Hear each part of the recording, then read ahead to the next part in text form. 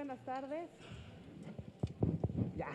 Muy buenas tardes, bienvenidos a la presentación del Vendedor de Silencio de Enrique Serna. Gracias en nombre de Penguin Random House, gracias en nombre de Alfaguara, gracias a todos por estar aquí en este primer día de la Feria Internacional del Libro de Guadalajara. Gracias por estar acompañándonos y gracias a quienes están en esta mesa para sumarse a esta conversación, a este compartir esta novela El Vendedor de Silencio. Gracias a la hispanista Gabriela Lira, al otro extremo de la mesa. Gracias por invitarme. Gracias a Javier Velasco, escritor, Javier Velasco.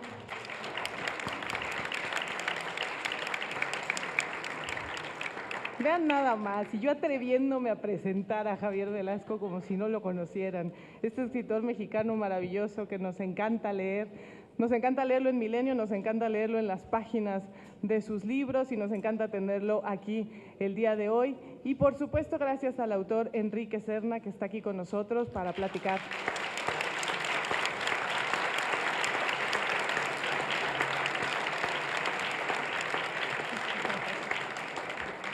Pues sí, así con esta mesa tan emocionante y así con esta mesa acerca de esta novela. Y un escritor mexicano también que quería sumarse a esta conversación, que quería y quiere estar aquí con nosotros y por eso nos envía un texto sobre la novela, es Eloy Urroz. Y si me permiten, en nombre de Eloy Urroz voy a leer las palabras que escribió para la novela El Vendedor de Silencio. Eloy Urroz dice: una ontología del machismo mexicano, El Vendedor de Silencio, de Enrique Serna. Samuel Ramos, Paz, Bartra y algunos más nos han dado su propia visión del mexicano. Léase, su psicología, su mitología, sus embelecos y tics, su idiosincrasia u ontología. En resumen, una posible anatomía de sus taras, virtudes y supersticiones. Ninguno de estos ensayos logró, sin embargo, convencerme tanto como lo hiciera una sola novela, La muerte de Artemio Cruz, la cual traslada a la ficción lo que Paz quiso hacer con El laberinto de la soledad. Digo esto porque lo que en apariencia es la verídica historia de un poderoso periodista mexicano, Carlos de Negri, es en el fondo la mejor y más incisiva radiografía que se ha hecho de nosotros, los mexicanos, desde la publicación de la novela de Fuentes en 1962.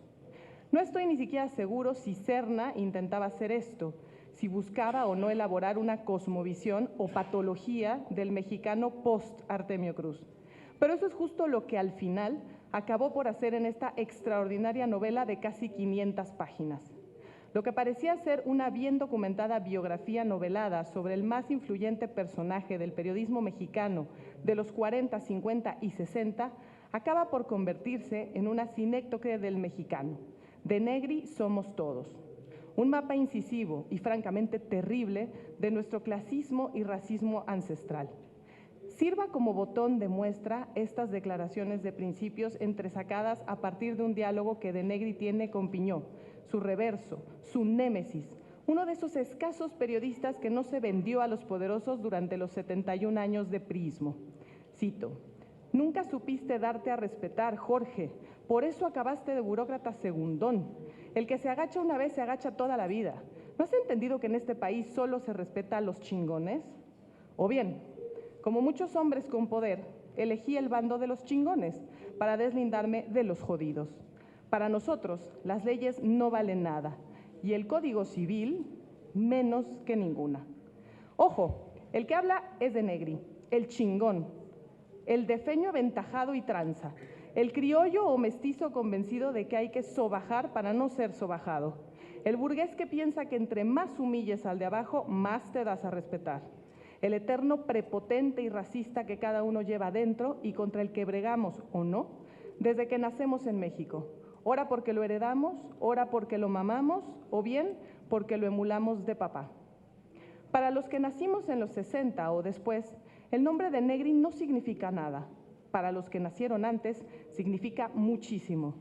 Su voz, sus artículos de opinión en Excelsior, sus programas de televisión podían arruinar o ensalzar vidas enteras, destronar o catapultar a políticos corruptos o empresarios, determinar una candidatura o el rumbo político de nuestra nación, por insólito que parezca. Y por eso, justamente, había que estar bien con de Negri, Por ello había que comprar su silencio a como diese lugar. No era tanto lo que denunciara o criticara, sino lo que de Negri se callaba y guardaba en su archivero secreto. Sí, en la venta de silencio, de Negri encontró su mina de poder. La dinámica del chayotazo o embute, a según, era simple y hoy se emplea cotidianamente. Ora de Negri se alineaba con el poder corrupto en nombre de las instituciones, ora de Negri y su asistente investigaban los puntos flacos de esos policastros a los que había que esquilmar hurgando primero en sus vidas privadas, para acto seguido amenazarlos con publicar la verdad. Con la compra de su silencio, de Negri se forjó un emporio, pero más importante, expandió su radio de poder hasta los mismos presidentes de la República. Fue amigo íntimo de Miguel Alemán y solapó al hermano incómodo de Manuel Ávila Camacho, Maximino, probablemente el personaje más temido y corrupto de la primera mitad del siglo mexicano.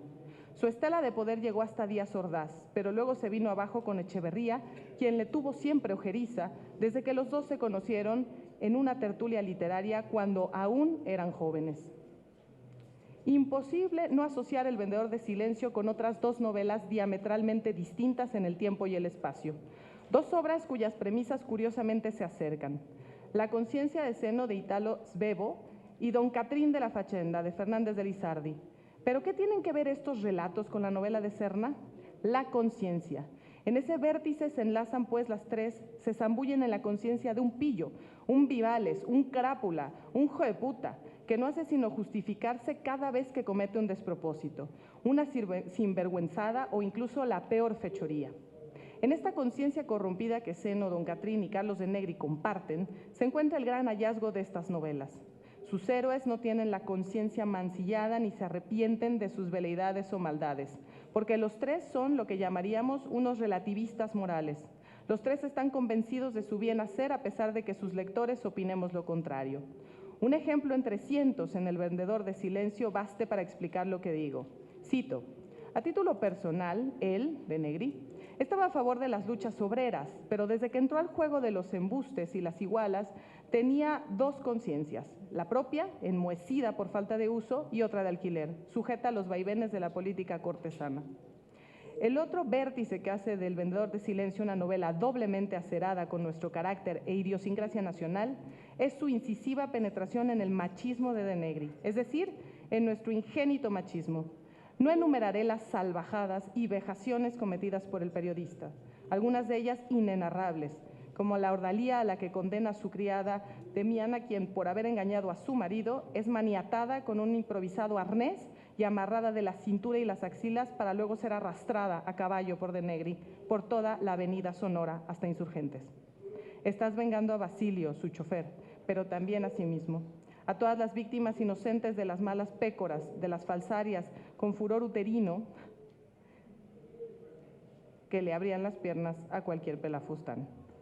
Maridos, padres, hermanos, todos hundidos en la ignominia por la brama de esas rameras. El divino placer de hacerse justicia por su propia mano lo embriagaba más que el alcohol y la coca. Y aquí el centro irradiador de la novela, el cual no es otro que el miedo intestino de Negri, su inseguridad y el legendario encono a las mujeres, todo lo cual solo se explica hasta el final en uno de los capítulos más trágicos de la literatura o de la vida que yo haya conocido. Y digo trágico en el sentido literal, ese canto del macho cabrío, donde el héroe en su patos descubre la verdad escondida en un momento de agnición terrible. Presiento sus traiciones, cito: toda la vida he aborrecido en secreto a las mujeres que deseo, las amo y las temo con la misma fuerza. Cuanto más guapas, menos confianza les tengo.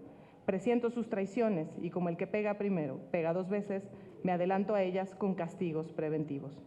No por azar, de Negri morirá, balaceado por su esposa, a quien poco antes había él mismo intentado balacear. El que a hierro mata, y ahí termina el texto de Eloy Urroz.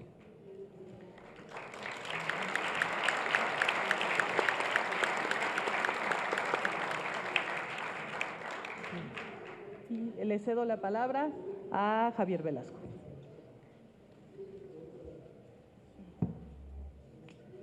Me encanta, buenas noches, perdón. Me encanta poder escribir de un texto cuando recién lo he leído, porque cuando uno termina de un libro tiene fresca cantidad de cosas, buscando ver con quién se cruza para hablar del texto. Este texto lo escribí en ese momento, había leído El vendedor de silencio en 3 días exactamente. Y este fue lo que escribí. El texto se llama El monarca del chayote. La nuestra es una tierra con pésima conciencia, donde no hay mejor bálsamo que el olvido, ni mayor alcahuete que la inconsecuencia. Veneramos la historia igual que un dios abstracto que no se reconoce en el espejo porque es todo impostura y disimulo. Escribo estas palabras aún bajo la influencia del vendedor de silencio, una de esas novelas infrecuentes de cuyo sortilegio no es posible escapar, pues amén de pescarlo a uno del cogote, le hace creer con amplio fundamento que su idea de México ha sido sacudida de raíz. Es la historia de un hombre corrupto y tempestuoso, villano prototípico cuyo retrato cáustico pinta de cuerpo entero a un país imposible, donde hasta la verdad más evidente puede ser suprimida o negociada. No es la primera vez que Enrique Serna le da genio, figura y épica íntima a un antihéroe abyecto y alevoso. Pero si el seductor de la patria pintó a un Antonio López de Santa Anna grotesco, retorcido y lastimero, su retrato recóndito del periodista Carlos de Negri descubre un personaje tan extremo que a más de uno le costará aceptar su calidad de engendro sintomático del México posrevolucionario, donde entre militares y licenciados construyeron un inmenso santuario de bribones cuya huella no acaba de borrarse y quién sabe si no siga creciendo. Es un México próximo el que el autor describe a 50 o 100 años de distancia, pleno de lamezuelas y felones, enfermo de machismo y aquejado de múltiples complejos que se guarecen al cobijo de la patrioterapia. No tiene que ir muy lejos el novelista para llevar a cabo una regocijante introspección. Experto en el sondeo de las mentes granujas, explorador a un tiempo despiadado y empático de la flaqueza humana, Enrique Serna nos lleva de viaje por el leonero sórdido y truculento que se oculta en el cráneo del pérfido de Negri. Y en tal modo profunda es su excavación que incluso los lectores rectos y pudibundos, debe de haberlos en alguna parte, no sabrán evitar ciertas complicidades con aquel chantajista repulsivo que invita a todo menos a la indulgencia. Rapaz, desvergonzado, díscolo, fariseo, majadero, indolente y misógino a extremos nauseabundos, algo le queda de entrañable al monstruo que provoca las risotadas recurrentes que nos merecería un pariente del todo impresentable. Si el Santa Anna de Serna pudo pasar por pícaro, a este de Negri ególatra y ensimismado le bastan 3 jaiboles para ganarse el rango de criminal. Aunque lo cierto es que no inventa nada. El verdadero monstruo es el sistema. Él no hace más ni menos que aclimatarse como ningún otro. Acostumbrado desde la niñez a vivir a la sombra de los privilegios y aceptar como cosa natural la ordeña cotidiana de principios e ideales. En su negocio, puta es todo el mundo y no hay otro matiz que la tarifa. Mención aparte vale el desfile de nombres y prohombres que con rara excepción libran la porqueriza transeccional. Afortunadamente para nosotros, los que leemos bajo la compulsión de quien exhuma negros secretos de familia, hace ya tiempo que la gran mayoría de los involucrados alimenta la flora del camposanto. De manera que el novelista se da gusto pisando toda suerte de callos otrora prestigiosos. Mandatarios, ministros, industriales, cantantes, estrellas, literatos, prácticamente todo el who's who nacional entre Carranza y Echeverría pasa lista en las páginas del vendedor de silencio, donde el Serna sardónico al que tanto admiramos sus lectores deja pocos calzones sin bajar. Imposible reírse sin escandalizarse y viceversa. Podría citar líneas y personajes, pero es tan grande el gozo de hacerlo libro en mano, con la cosquilla propia de quien sigue los trazos de una mano maestra, que dejo este deleite a los beneficiarios del banquete. Tengo una sola queja. He esperado este medio millar de páginas durante varios años y las leí completas en 3 días. No hay derecho, me cae.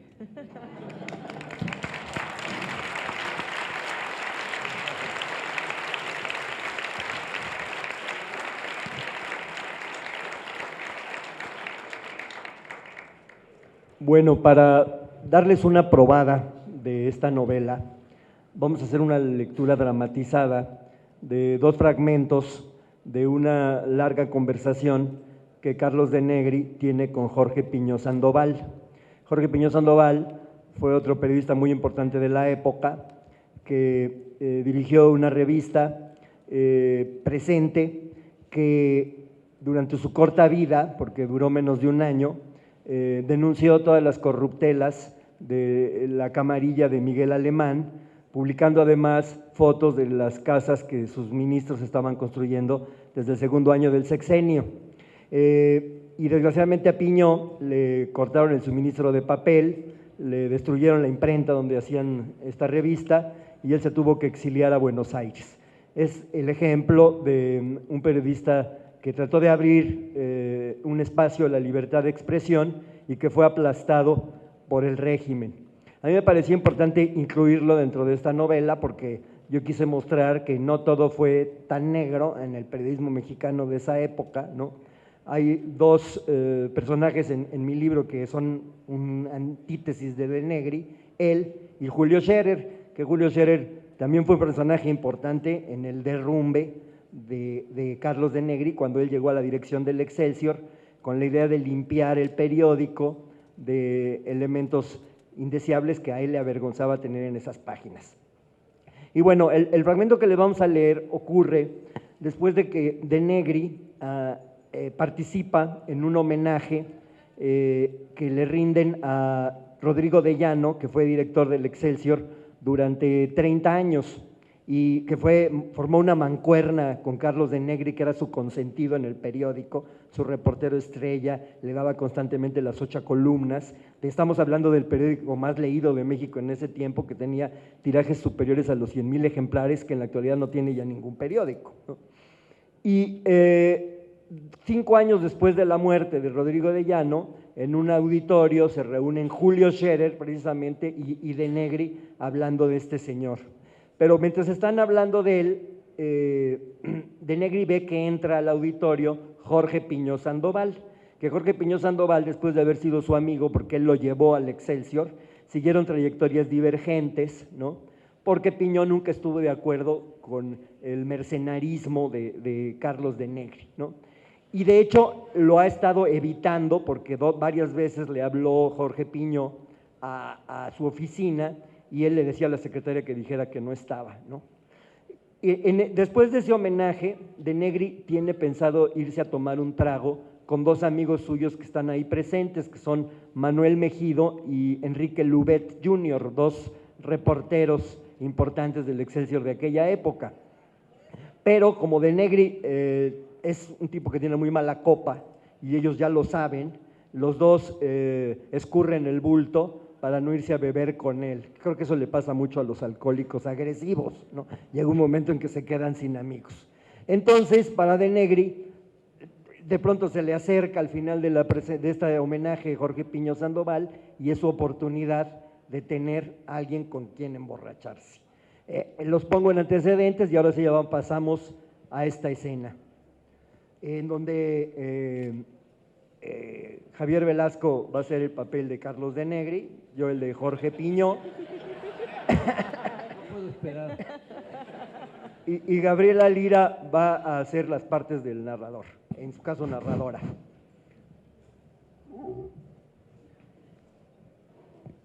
¡Qué sorpresa, Jorgito! ¿Cuántos años sin vernos? Te estuve buscando por teléfono, pero nunca estás en tu oficina. ¿Le dejaste recado a mi secretaria? Por supuesto.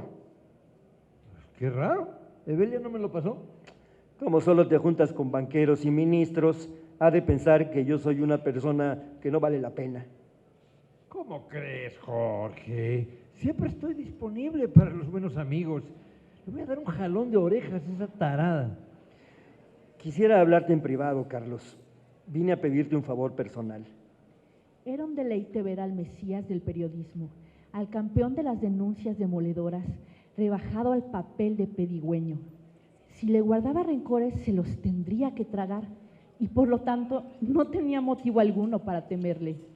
Había encontrado por fin al compañero de farra que tanto andaba buscando.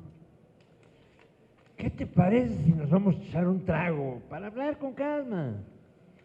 Se lo tomaron en el Tío Pepe, una vetusta cantina de la calle de Dolores, con gabinetes de caoba carcomidos por la polilla, espejos biselados con manchas negras y una larga barra barnizada con laca carmesí, atendida por un anciano, don Chucho, que los reconoció al entrar. Había solo 2 o 3 grupitos de parroquianos jugando al dominó y por fortuna la rocola guardaba silencio. Ambos frecuentaban esa cantina en su juventud, cuando reporteaban como galeotes, sometidos a un ritmo de trabajo inmisericordia y descargaban ahí las tensiones de sus jornadas agotadoras. De Negri nunca recalaba, ya en cantinas de medio pelo, pero le pareció un escenario ideal para evocar los viejos tiempos con un highball en la mano. Ahora sí explícame, Jorge, ¿para qué me necesitas? Una tía muy querida es dueña de unos terrenitos en Fresnillo y el presidente municipal del pueblo, un cacique ladrón, se los quiere quitar a la mala con chicanas legaloides. Tiene de su lado a los jueces y si la opinión pública no los presiona, puede consumar el despojo. Mi tía es viuda y esos terrenos son su único patrimonio. ¿Podrías defenderla en tu columna? Faltaba más, hay que ayudar a esa pobre mujer. Pasado mañana sale mi artículo y te prometo que ese rufián renuncia a su puesto, o mejor dicho, lo renuncia. Solo tengo una duda, Jorge. Tú eres cuatísimo de un montón de periodistas. Renato Leduc, José Alvarado, Martínez de la Vega. ¿Por qué no acudiste a ellos? Porque ellos tienen influencia en los lectores, pero tú eres un interlocutor del poder. Si denuncias a ese rufián, es más probable que el gobernador de Zacatecas lo pare en seco. Como quien dice, me buscas por influyente, no porque sea un buen periodista. No quise decir eso. Pero los políticos te hacen más caso a ti, porque te ven como un miembro de la familia. También tú formas parte de ella, ¿no? Tengo una chambita en la subsecretaría de la presidencia. Soy jefe del departamento editorial. ¿Y cómo te va? Un empleo rutinario y anodino en el que puedo delegar la mayor parte de mis funciones para dedicarme a lo mío. Leer, ir al cine, jugar con mis nietos. Editamos cada año la crónica de las actividades presidenciales en gruesos tomos empastados en cuero que van a dar directamente al boiler de las sirvientas. Me alegra que por fin hayas sentado cabeza, Jorge. Te metiste en camisa de 11 varas. En algún momento pensé que ibas a acabar 6 metros bajo tierra. Di las batallas que me tocaban. Ahora le toca luchar a los jóvenes.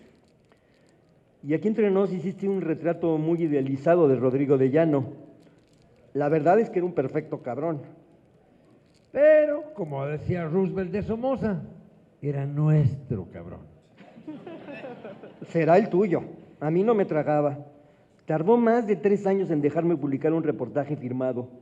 Y cuando tuve la fuente de la Procuraduría, no paraba de chingar. Sácales más desplegados, se han anunciado muy poco, me presionaba. Este periódico vive de ordeñar las fuentes.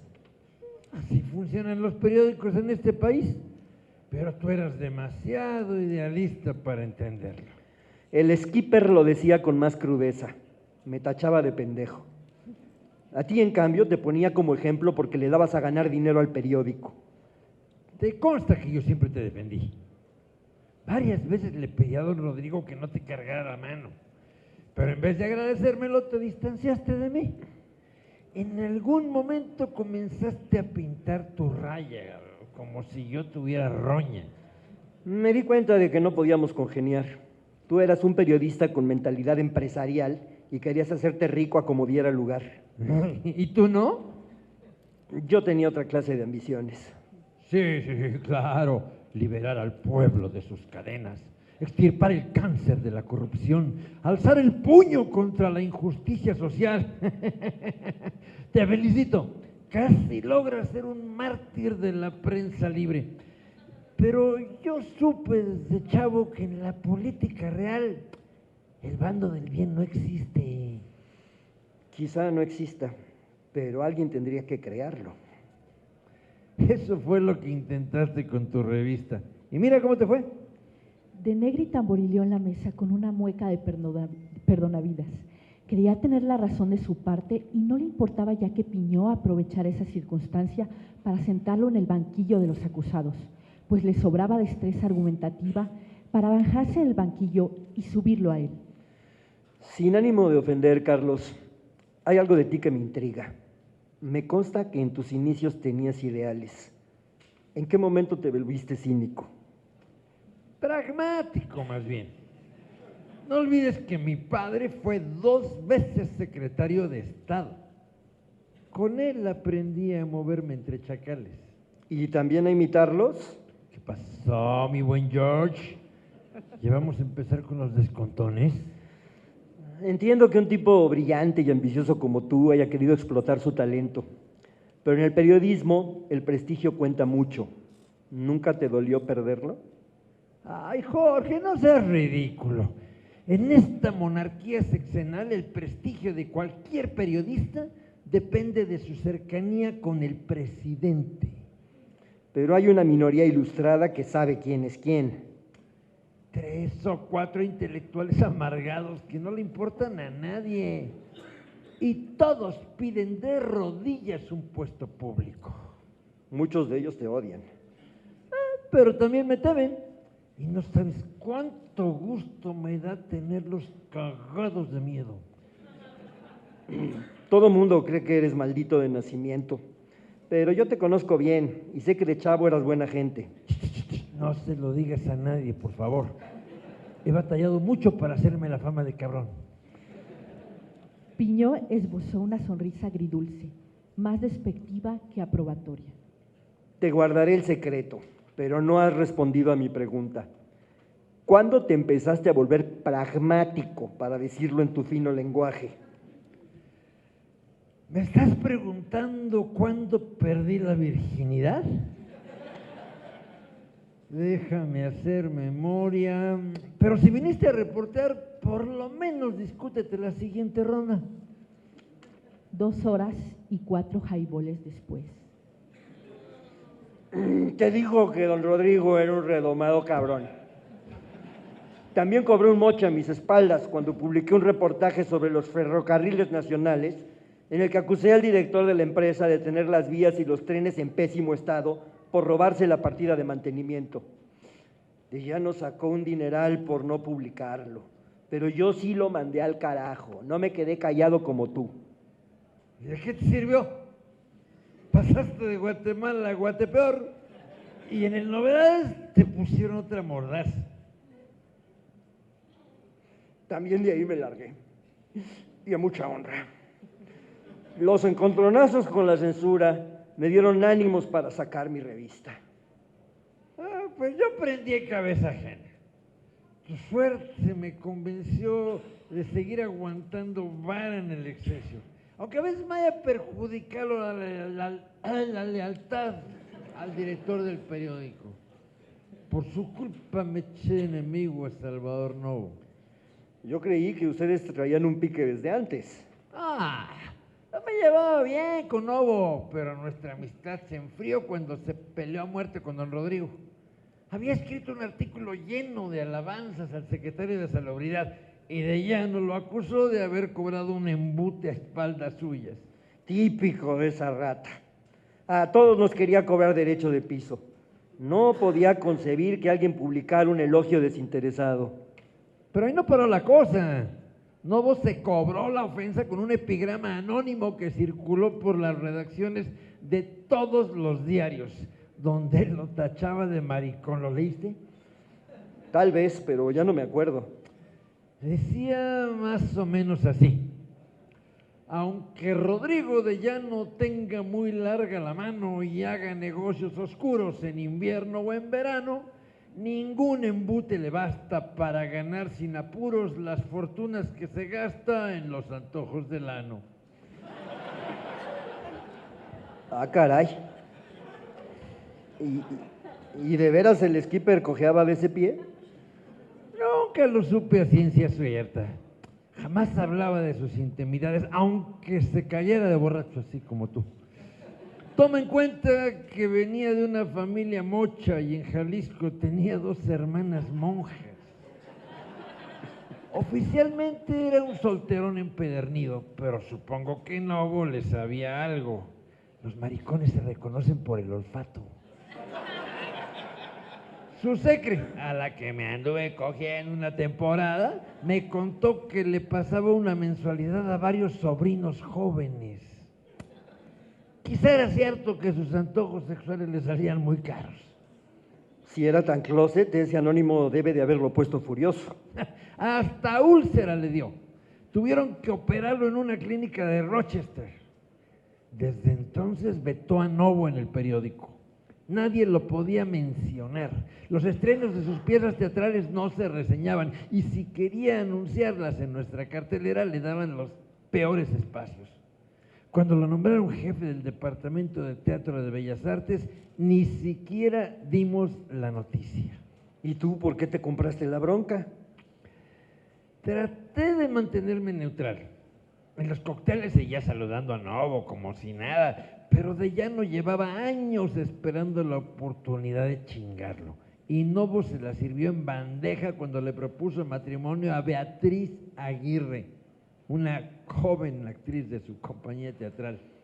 Recuerdo haber leído un artículo suyo en el que hablaba de ese enamoramiento. A la vejez viruelas, pensé. Ahora resulta que le gustan las viejas. Nunca le gustaron. Quería una fachada respetable para entrar en el juego de la alta política. Pero Beatriz Aguirre no tenía un pelo de tonta. Se dio cuenta de que la quería utilizar y lo mandó a carajo. ¿Hablaste con ella? No, pero una confidente suya se lo contó a don Rodrigo y él me encargó que ridiculizara a Novo. En la miscelánea dominical saqué una nota en tono de chunga donde anunciaba su boda con Beatriz en la Profesa. La gente no podía creer que el joto más descarado de México se fuera a casar, y además por la iglesia. Llovieron cartas a la redacción acusándolo de hipócrita y cínico. Novo me desmintió de inmediato en la revista Hoy, pero el daño ya estaba hecho. Ahora entiendo por qué les pegó tan duro en su obra de teatro. Yo nunca me puse el saco. No, no te lo pusiste, pero te quedaba. Cuando vi la obra identifiqué de inmediato a todos los personajes, empezando por ti. Ese negociante del periodismo que proyecta venderle publicidad encubierta a los políticos y a todos los buscadores de notoriedad es idéntico a ti de joven. Quería ser el Walter Winchell mexicano, tener una red de informantes para enterarte de secretos vergonzosos y utilizar ese poder para cobrar tus menciones y tus silencios a precio de oro.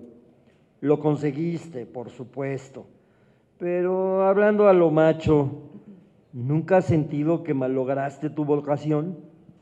Jamás se me ha pasado por la cabeza.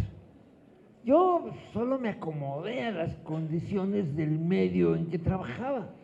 Eso ni quien lo dude. Te acomodaste mejor que nadie.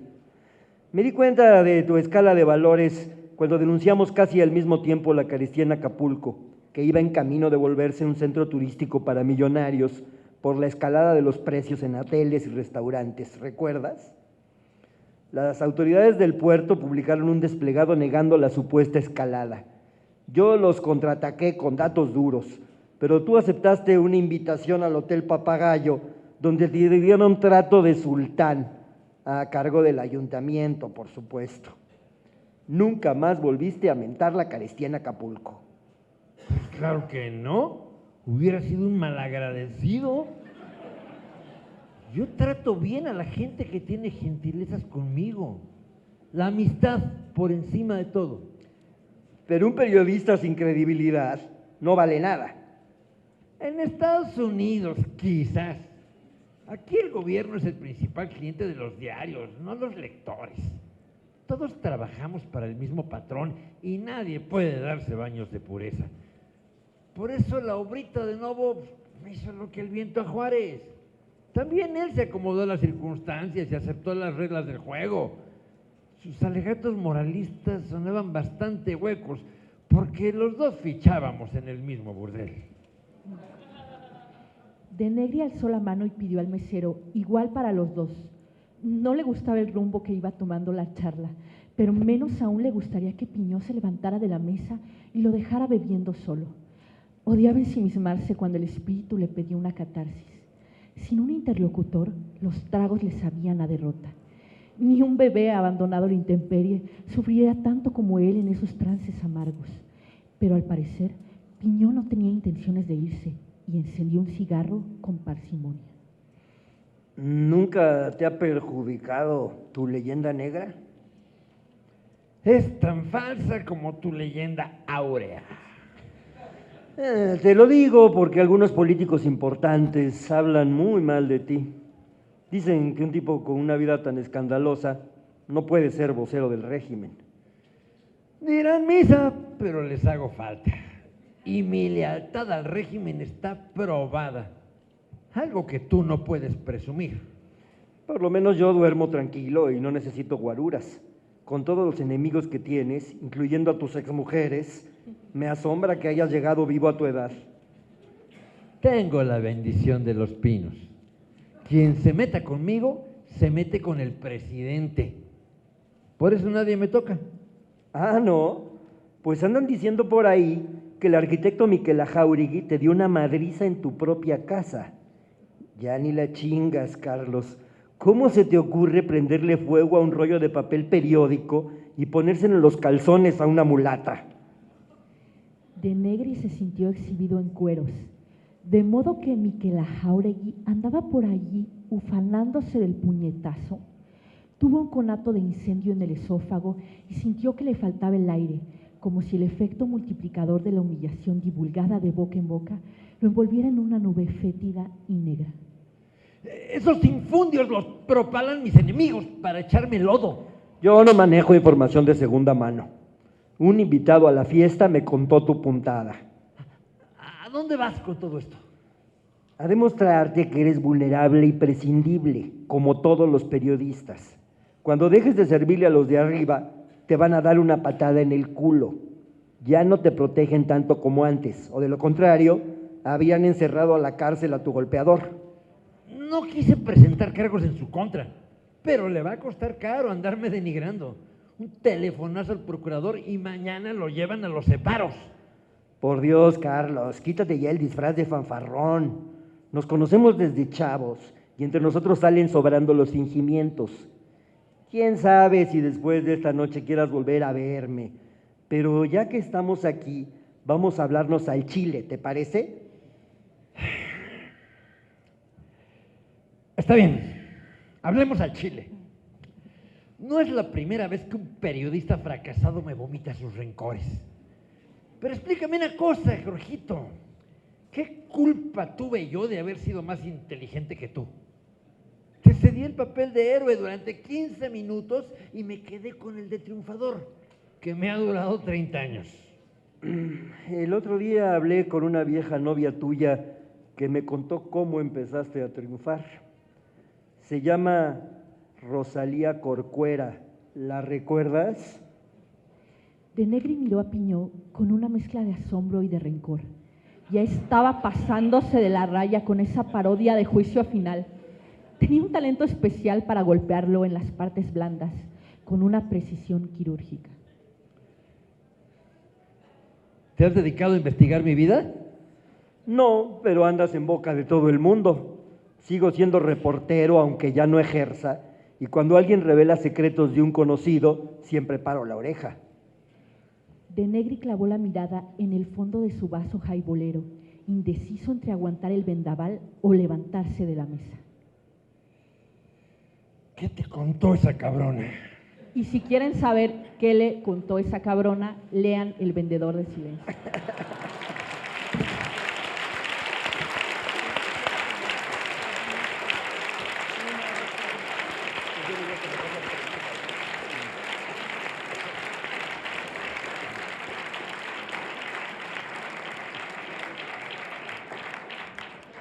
Pues qué le habrá contado esa cabrona, pero bueno, ahí viene en la novela. Tenemos unos minutos para un par de preguntas, si alguien de ustedes quiere hacerle alguna pregunta a Enrique antes de terminar el acto. A ver, acá tenemos una pregunta. ¿Tiene micrófono? Acá está, acá está. Pásale, por favor. Buenas noches. Enrique, cuando indagaste sobre la vida de Enrique, perdón, me puse nervioso. De la vida del señor de Negri, ¿qué fue lo que más te asombró o desconcertó sobre él? Bueno, a mí me asombró que hubiera existido un personaje tan soberbio y al mismo tiempo tan vulnerable, ¿no? Porque de Negri era un hombre intoxicado de poder, tanto en el ejercicio de su profesión como en su trato con las mujeres, a las que humillaba terriblemente en público cuando estaba borracho, pero al mismo tiempo era un hombre con un talón de Aquiles, ¿no? Una debilidad de carácter que lo arrastraba al despeñadero, con más fuerza incluso que la ambición, ¿no? Y eso fue lo que a mí más me atrajo de este personaje, porque creo que esos personajes que tienen claroscuros, que tienen fisuras en el alma, ¿no? Son los que pueden darle más tela a un novelista, ¿no? Y pues pensé que era interesante narrar una novela desde la conciencia de este personaje, que es una conciencia en desintegración, sobre todo en los 2 últimos años de su vida, que son el tiempo presente de mi novela, porque en ese momento coincide su derrumbe profesional con su derrumbe íntimo, ¿no? Y pues era un desafío interesante, ¿no? Y eso fue lo que me atrajo. Claro que yo para narrar eso tenía que hacer al mismo tiempo una reconstrucción de época lo más minuciosa y profunda posible, porque este es un personaje que solo pudo haber existido en esos años, ¿no? Y tuve que narrar pues, el proceso degenerativo de un régimen político que llegó al poder a balazos y que creó una aplanadora invencible, ¿no? Y salvo un paréntesis de liderazgo ético que hubo en el sexenio de Lázaro Cárdenas, nunca pudo renunciar a su ADN autoritario, ¿no? Y que necesitaba entonces una prensa aduladora y servil que le rindiera vasallaje al presidente del turno. Porque todas las dictaduras necesitan dar una impresión de unanimidad y necesitan imponer una mentira que queda impune, ¿no? Y ahí es donde un personaje como de Negri encajó a la perfección, ¿no? Y lo que más me atrae de él también es que hay una perfecta correspondencia entre su vida pública y su vida privada. Una es consecuencia de la otra hasta cierto punto, ¿no? O sea, su misoginia patológica tiene mucho que ver con el carácter autoritario del régimen para el que él trabajó, ¿no?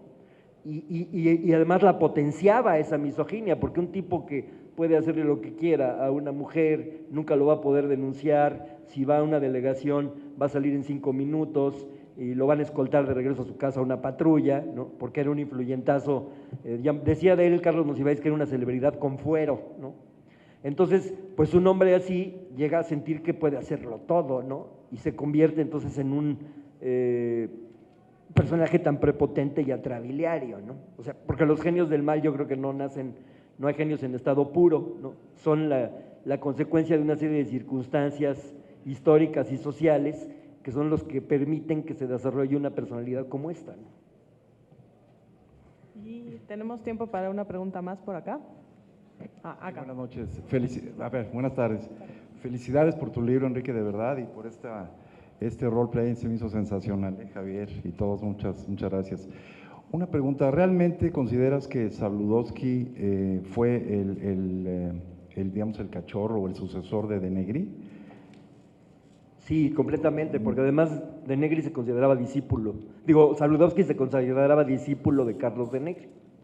Y a mí me contó que él le había pasado la estafeta al regalarle una máquina Olivetti durante una visita de estado de López Mateos a John F. Kennedy en Washington, en la cual, por ejemplo, de Negri alquilaba un piso entero de un hotel para tener ahí grandes orgías con todas las mejores prostitutas de Washington, ¿no? Y todo corría por su cuenta porque tenía dinero a raudales para invitar a todos sus amigos a esas pachangas, ¿no?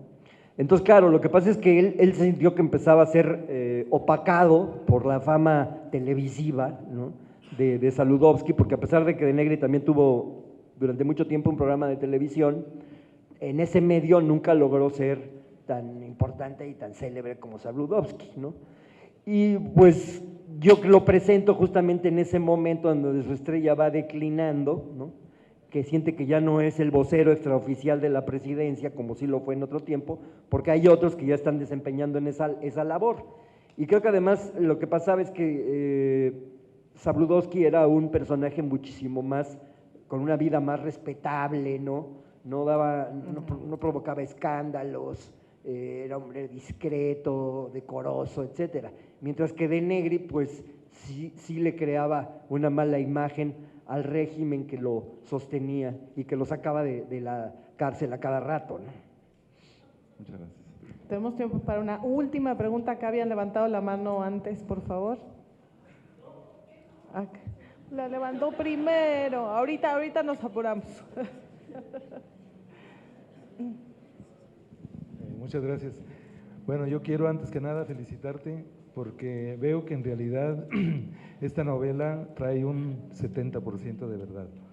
Y yo creo que eres un gran investigador porque los que conocemos la historia, yo tengo 75 años, los que conocemos la historia estás hablando, pues yo no sé dónde te metiste para sacar tanta verdad que estaba oculta. Ojalá y haya escritores que nos sigan revelando los siguientes capítulos. En lo personal, yo fui muy amigo de Louvet y conozco bien la vida y a dónde iba De Negri a pedir consejos. A Dinamarca, 77, departamento 3, la casa de Enrique Louvet y de Adelaida Louvet, que tú la mencionas.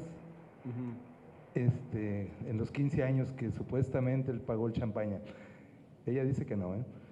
Entonces, pues francamente, Enrique, ojalá y haya en tus próximos libros algún otro personaje que nos ilustre y que nos guíe, porque, por ejemplo, a mí lo que me gusta mucho, y voy a ser breve, me gusta mucho el pasaje del problema que tuvo con Maximino, que no era cualquier cosa, se salva y después Maximino lo busca para usarlo. Muchas gracias. Gracias, Steve. Gracias. Ayúdenme a que le llegue el micrófono a la señora allá atrás, y nos apuramos y se acaba esto. Y así quedamos todos contentos. Muy interesante lo escuchado por usted, pero esta novela se escribió con el siglo pasado, en el milenio pasado. Actualmente estamos en otro siglo y en otro milenio. Radicalmente ha cambiado la posición de la mujer, en donde precisamente algún escritor siempre debe perseguir lo constructivo de lo que va a expresar, para que sea, digamos, una novela que llegue a todos, pero ya con un mensaje que precisamente trascienda, construyendo otra forma de pensar hacia la mujer. A mí me gustaría que de usted me expresara cómo puede, digamos, hacer llegar que la mujer ahora es otra en todos los sentidos, radicalmente, y que sea constructiva la forma de expresarse de ella.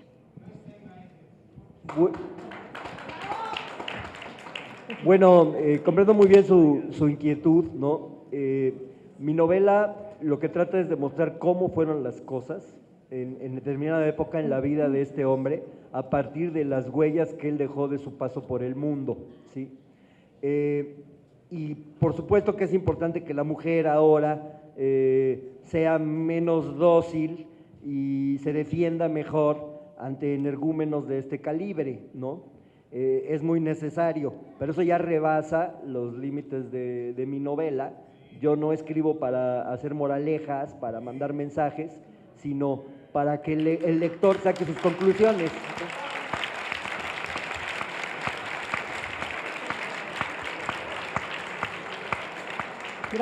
Gracias a todos, gracias Gabriela Lira, gracias Javier Velasco, gracias Enrique Serna. El autor va a estar firmando ejemplares en el stand de Penguin Random House. En el stand de Penguin Random House, Enrique Serna firmando ejemplares. Gracias a todos, buenas noches.